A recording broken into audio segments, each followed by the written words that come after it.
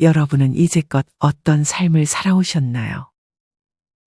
누군가는 그래도 크게 힘든 일 없이 무탈히 지나갔다며 좋았다고 생각할 것이고, 누군가는 너무나도 겪고 싶지 않은 일들을 한두 번씩 겪으셨을지도 모르겠습니다. 하지만 말년부터 잘 사는 것이 진짜 잘 사는 인생이라는 말이 있습니다. 수명이 점점 길어지는 지금, 인생의 전환기인 60에서 65세에는 지나간 과거와 상관없이 앞으로 어떻게 변할 것인지에 초점을 맞추는 것이 좋습니다. 흔히 인생을 사계절로 비유하곤 합니다. 미국의 임상심리학과 교수 데니얼 레빈슨 박사는 인생을 25년 정도의 주기로 총 4개의 국면으로 나눴습니다. 전 생애를 크게 0에서 22세의 미성년기를 나타내는 봄, 17에서 45세의 성인 초기를 나타내는 여름, 40에서 65세 중년을 나타내는 가을, 60세 이후 노년기를 나타내는 겨울로 구분했습니다. 가을에서 겨울로 접어들었다고 해서 꼭 삶을 마무리할 준비를 해야 하는 것은 아닙니다. 겨울에 꽃이 피는 나무도 있습니다. 겨울에 핀 꽃은 고귀하게 보이기까지 합니다. 여기 이른 아침부터 정원으로 나선 70대 최 씨 할머니가 있습니다. 은퇴를 하고 나서 한동안 우울증으로 고생했던 최 씨는 밤에 잠도 잘 자지 못했습니다. 공허감과 무료함, 목표도 딱히 없었던 최 씨는 인생이 끝난 마냥 맥 빠진 하루하루를 보냈습니다. 별로 즐겁지도 않은 모임을 나가고, 항상 남편은 잔소리에 출가한 자식들은 연락도 없고, 자신이 인생을 주체적으로 살아간다는 느낌보다는 주변 환경에 휘둘린다는 느낌을 받았습니다. 나이 들어 그동안 미뤄왔던 다이어트를 하려고 먹는 것도 잘 안 먹었지만 근육만 빠지고 건강마저 별로 좋아지지 않았습니다. 하지만 이때 최 씨는 어떤 TV 방송을 보면서 예전에 정말 하고 싶었던 정원을 가꿔보자는 생각이 들었습니다. 집이 잘 사는 것은 아니었지만 뒷마당에 횡한 정원이 있었기에 귀찮아서 하지 못했던 정원 가꾸기를 할 수 있는 적기라고 생각했습니다. 그렇게 최 씨는 수년간 정원 가꾸기에 매진했습니다. 최 씨의 정원에서 먼저 얼굴을 내미는 건 노란 개나리와 지난 가을 처음으로 심어본 빨간 튤립입니다. 최 씨의 눈에는 사방이 일거리입니다. 잡초는 최 씨에게 최대의 적입니다. 이번에는 목련을 심을 채비를 하고 있습니다. 딸이 오랜만에 집으로 놀러오자 최 씨는 신나서 딸을 정원으로 데려갔습니다. 어때? 너무 예쁘네. 엄마가 다 한 거야? 그럼 백합이 향기가 참 좋아. 최 씨는 말년에 매일 설레는 하루하루를 보내고 있습니다. 최 씨는 은퇴 후 꿈도 희망도 없었습니다. 하지만 정원 가꾸기에 몰입하고 나서 인생 살만하구나를 몸으로 느끼고 있습니다. 최 씨는 또 다른 목표를 가지고 글을 배우고 있습니다. 어릴 적 글을 배우지 못한 것이 한이 되어 재작년부터 글을 본격적으로 배우기 시작했는데 시인이 되고 싶다는 또 다른 꿈을 위해 오늘도 열심히 배우고 있습니다. 하루하루 움직이고 열심히 살다 보니 근육량도 늘어나고 잠도 잘 자고 주변 사람들에게 의지하지 않고 평안한 노후를 보내고 있습니다. 여러분은 이런 최 씨 할머니를 보며 어떤 생각이 드시나요? 이렇게 최 씨 할머니처럼 인생의 겨울인 말년이 됐다고 해서 삶을 마무리하는 것이 아닌 겨울에도 꽃이 필 수 있다는 사실을 인지하고 말년을 행복하게 보낼 수 있습니다. 오늘은 이와 관련하여 말년에도 인생을 반전시킬 수 있는 2가지 방법에 대해 알려드리겠습니다. 첫째는 사람에게 휘둘리지 않는 것입니다. 많은 사람들이 나이가 들면 할 일이 없어지기 때문에 자식이나 배우자 또는 모임 친구에게 집착하는 경향이 있습니다. 하지만 아마 많은 분들이 제일 상처를 받는 게 친구 관계나 부모 자식 관계가 아닐까 생각합니다. 친구는 특히나 시샘도 제일 많이 느끼게 합니다. 사실 나를 온전히 이해해 줄 수 있는 사람은 아무도 없습니다. 나를 지키기 위해서는 쉽게 남에게 기대서는 안 되며 내 마음을 누구보다 소중하게 생각해야 합니다.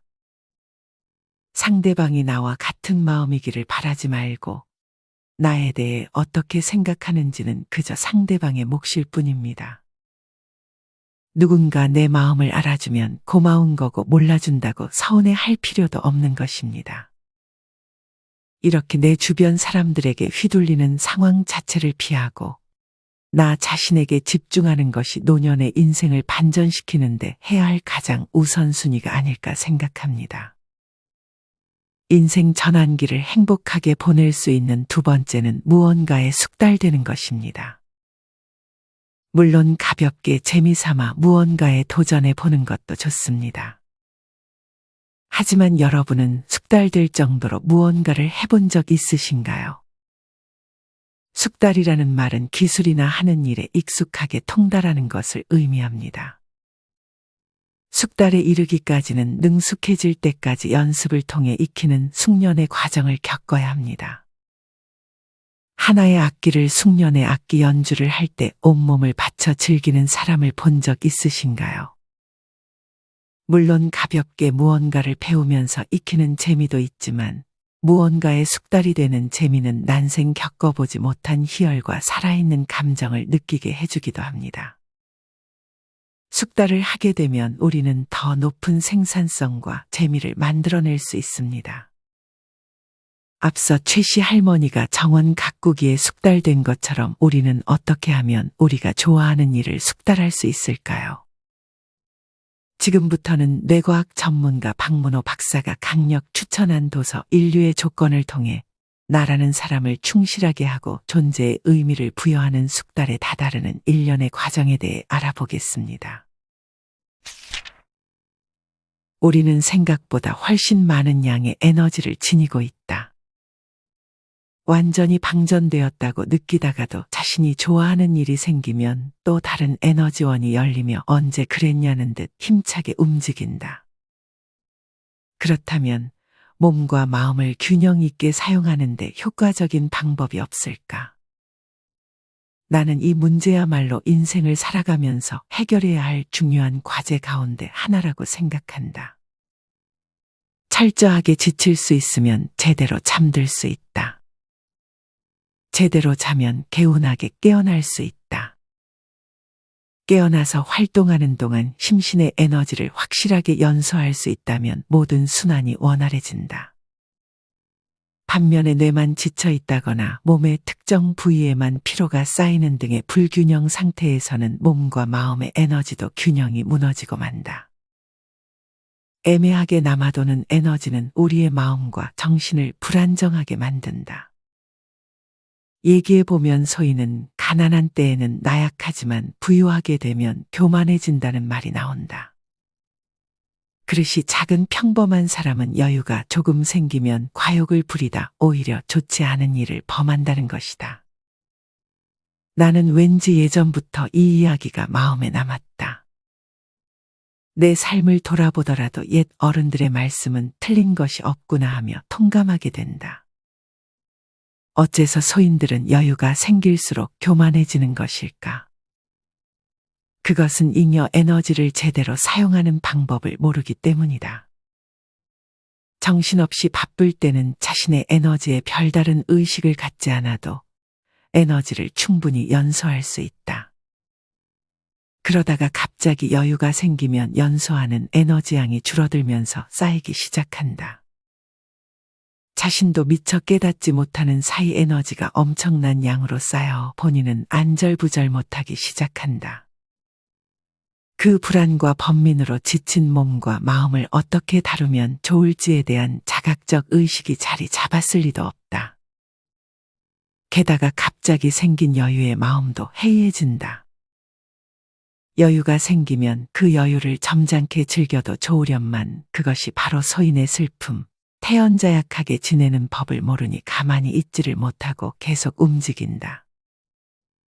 뚜렷한 목적의식을 갖고 움직이는 것이 아니라 본능적으로 튀어나가기 때문에 결과적으로 악행으로 이어지는 일이 생기는 것이다. 무엇이 선이고 무엇이 악인지를 가리는 것은 차치하고라도 에너지의 완전한 연소는 우리 모두에게 중요한 문제이며 그 연소 방법에는 지혜가 필요하다. 가볍게 걷는 것만으로도 잉여 에너지를 완전히 연소하고 몸과 마음을 골고루 지치게 만들 수 있다. 내가 고령자들을 대상으로 한 세미나를 담당하면서 경험한 바에 비추어 보면 노인들 대부분은 에너지 부족으로 고민하면서도 반면에 에너지를 발산할 기회가 마땅치 않다는 점에 어려움을 느끼고 있었다. 즉, 아무리 고령자들이라고 해도 그들이 진정 고민스러워하는 문제 역시 에너지를 어떻게 연소하느냐 하는 것이다. 기분 좋게 피곤한 감각. 이 감각은 우리 인간이 살아있다는 느낌과 함께 안정감을 준다. 다소 이상하게 들릴지 모르지만 나는 언젠가 죽는 날이 왔을 때 이 기분 좋은 피곤한 감각 속에서 죽고 싶다. 에너지가 여전히 남아있는 상태에서 죽음을 맞이한다는 것은 고통이다. 그렇다고 해서 허무감에 젖어 생을 마감하는 것도 절대 바람직하지는 않다. 자기 생에 주어진 에너지를 완벽하게 고갈시키고 심신의 기분 좋은 피로감이 나른하게 퍼지는 상태라면 죽음조차 편안한 마음으로 맞을 수 있을 것 같다. 죽음까지 이야기하는 것은 다소 유난스러운 감이 있지만 죽음을 잠으로 바꾸어 생각해봐도 좋을 것이다. 하루 동안에 소비해야 할 에너지를 완전히 연소하지 못한 채 잠드는 것은 고통스럽다. 확실하게 에너지가 바닥난 상태라면 피곤함에 젖어 자연스럽게 의식이 흐릿해지며 골아 떨어진다. 그러나 잠들면 이대로 2번 다시 눈뜨지 못할지도 모른다는 불안감을 가진 채 잠자리에 들면 두려움에 잠들기가 어렵다. 마치 죽음을 준비하는 의식을 치르듯 조심스럽게 눈을 감을 수밖에 없다. 편안한 마음으로 잠들 수 있는 가장 좋은 조건은 심신에 나른하게 전해지는 피로감이다. 기분 좋은 피로감을 유발하는 생활 루틴을 만들고 그 루틴을 하나의 기술로 발전시킬 수 있다면 인생의 기본기를 이미 획득하는 것과 같다. 물론 잠드는 것을 죽음에 비유하는 것은 다소 억지스러운 감이 있지만 잠들듯 죽음을 맞이하고 싶다는 소망은 자연스러운 것이 아닐까. 그렇다면 인간의 에너지 문제를 해결할 수 있는 비책은 무엇일까? 나는 무엇보다 숙달이 효과적인 해결책 중 하나라고 생각한다. 단편적으로 숙달은 상당한 양의 에너지를 소비하게 만든다. 스포츠를 하든 예술 활동이나 공부를 하든 일정 수준으로 숙달하려면 상당한 양의 에너지를 소비해야 한다. 물론 숙달에 이르지 못했어도 반복적인 활동에 에너지를 소모하면 피로감을 얻을 수 있지만 그것으로는 충만함을 느낄 수 없다. 넘치는 에너지를 말끔하게 연소하고 충만한 피로감을 얻고 싶다면 숙달에 이르고 말겠다는 의지가 확실한 지름길이 될 것이다. 나는 스포츠를 상당히 좋아하는데 숙달에 이르는 데 걸리는 시간과 거기에 소모하는 에너지의 양은 실로 어마어마하다.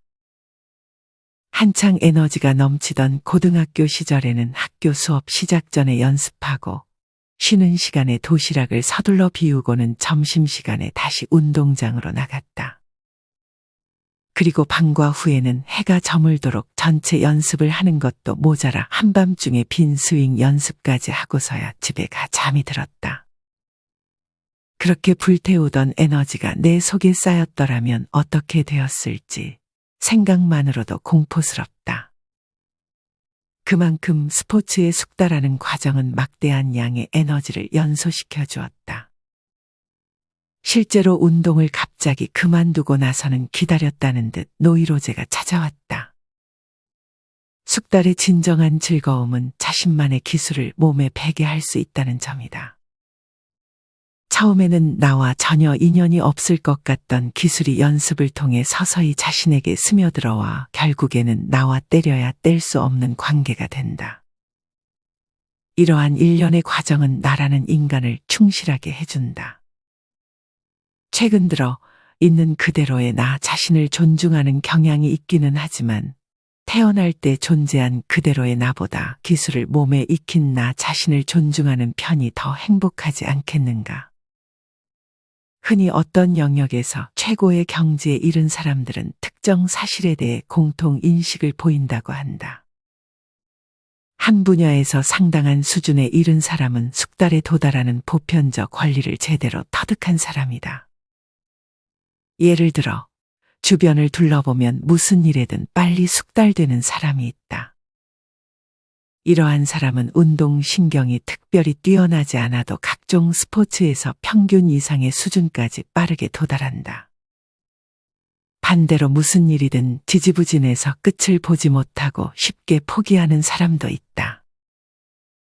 각자 타고난 재능이 다르기 때문이라고 말하는 사람도 있겠지만 여기서 주목할 점은 절대적인 재능의 차이가 아니라는 점이다. 타고난 재능의 크기가 저마다 다르다는 사실은 부정할 수 없는 사실이다. 다만 숙달에 이르는 보편적 원리를 깨치지 못해 자신의 역량을 충분히 발휘하지 못하고 주저앉는 사람들이 안타까울 뿐이다. 숙달의 원동력이 되는 것은 바로 동경이다. 동경하는 마음이 없으면 잘하고자 하는 의지가 피어나지 않고 무언가에 능숙해지는 즐거움 자체를 경험할 수 없다. 동경하는 마음이 뿌리를 내리면 숙달의 경지에 이르고자 하는 의욕이 자연스럽게 솟아오른다. 이런저런 영역의 수준을 어느 정도 끌어올렸어도 자신에게 맞는 스타일을 알고 이를 적용하여 얻어낸 성과가 아니라면 기쁨과 성취감은 반감할 수밖에 없다. 반대로 당신에게 꼭 맞는 스타일을 찾았다면 설령 인류가 되지 못하더라도 큰 기쁨을 맛볼 수 있으며 나아가 향후 인생에서 당신만의 방식을 멋지게 펼칠 수 있을 것이다. 뛰어난 퍼포먼스를 발휘하려면 자신만의 확실한 기술이 필요하며 그 기술에 숙달하기 위해서는 시합과는 별개로 연습을 진행하는 편이 효율적이다. 체험과 연습을 통해 자신이 목표로 하는 기술의 가치나 훈련법을 자각하는 과정은 실전 경험보다 각자의 인생에 더 큰 영향을 끼친다. 숙달의 보편적 원리를 깨치기 위한 방법으로 스포츠를 선택한다면 그 종목은 선천적인 운동 능력이나 감각이 경기력을 좌우하는 종목보다는 후천적으로 갈고 닦은 기술이 경기 결과에 중요하게 작용하는 종목이 좋다. 그런 면에서 탁구는 특히 기술적인 역량이 차지하는 비중이 꽤 높은 종목이다. 축구도 기술이 중요한 스포츠지만 아무리 초보라고 해도 초등학교 축구팀과 시합을 하면 성인이 압도적으로 유리하기 마련이다. 하지만 탁구는 다르다. 성인 초보자가 기술을 제대로 익힌 초등학생에게 도전장을 내민다면 아무리 성인이라고 해도 좀처럼 이기기 쉽지 않다. 체격이나 체력만으로도 경쟁이 되는 축구와 달리 탁구는 더 많은 기술적 요소가 필요하기 때문에 본인만의 기술을 갈고 닦아야 한다는 인식이 강하다. 탁구 기술은 저마다 특색이 명확하고 그 기술을 익힌 사람과 익히지 않은 사람의 차이가 뚜렷하다. 예를 들어 백핸드 횡회전 서브를 넣을 수 있는지 없는지는 누가 봐도 명확한 사실적인 요소다. 기술 습득에 대한 인식을 공유할 수 있는 환경은 적절한 숙달 모델을 찾기 위한 환경 가운데서도 상당히 수준이 높다. 이와 반대로 수준이 낮은 환경에서는 무엇을 위해 무엇을 해야 하는지에 대한 목적의식을 찾아볼 수 없다. 자신이 익혀야 하는 기술이 무엇이며 그 기술을 터득하기 위해서는 어떤 자세로 연습에 임해야 하는가. 이에 대한 공감대가 형성되지 못한 연습 환경은 의외로 많다. 특히 전문적이고 목적의식이 강한 지도자가 없는 클럽 활동 등에서는 선배들로부터 이어 내려온 체계 없는 방법을 아무런 목적의식이 없는 상태에서 단순 반복하며 형식적인 연습에 그치기 일쑤다. 숙달은 곧 기술의 습득이다. 기술을 습득하기 위해서는 반복해서 연습하고 양적인 축적이 질적인 전환으로 이어지는 그 타이밍을 놓치지 않는 것이 중요하다.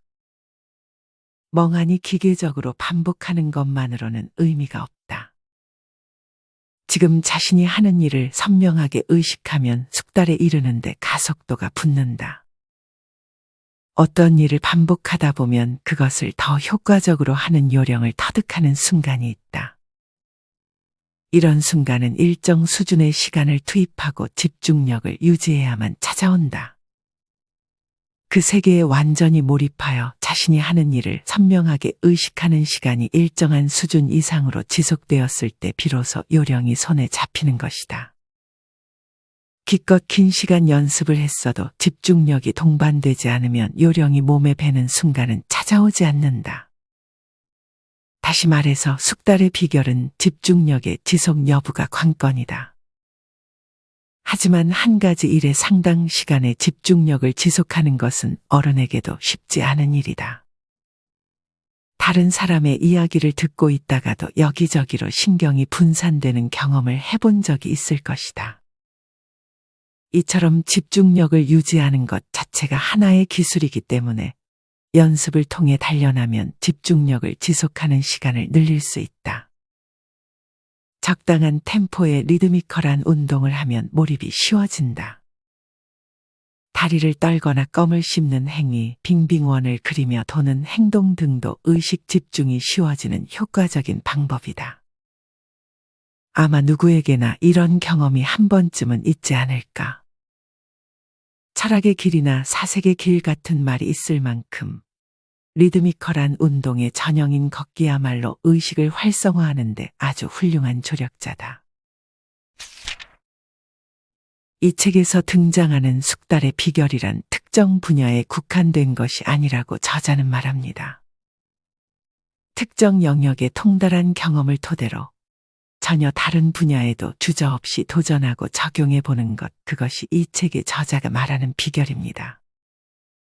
앞서 소개해드린 최씨 할머니도 정원 가꾸기에 숙달된 경험을 바탕으로 멋진 시인의 꿈도 이루시지 않을까 생각합니다. 지금까지 도서 인류의 조건을 통해 나이 들어서도 인생의 반전을 일으킬 수 있는 우리가 원하는 것을 숙달하는 법에 대해 알려드렸습니다. 도서 인류의 조건에는 다양한 사례들과 함께 더욱 구체적으로 원하는 분야를 숙달하는 방법론에 대해서 소개합니다. 숙달이라고 해서 거창하게 생각할 필요는 없습니다. 앞서 소개드렸던 최씨 할머니처럼 정원 가꾸기나 내가 배우는 새로운 취미, 등산이나 수영 등의 운동, 혹은 글쓰기, 시쓰기 등에 숙달될 정도로 지속해보는 것도 좋습니다. 이 책과 함께 여러분이 말년을 그냥 흘려보내는 것이 아닌 배움을 멈추지 않고 끊임없이 도전해보는 것은 어떨까요? 이상으로 오늘의 영상을 마치겠습니다. 우리 모든 구독자분들의 행복한 여생을 응원합니다. 다음에 더 좋은 내용으로 찾아뵙겠습니다. 감사합니다.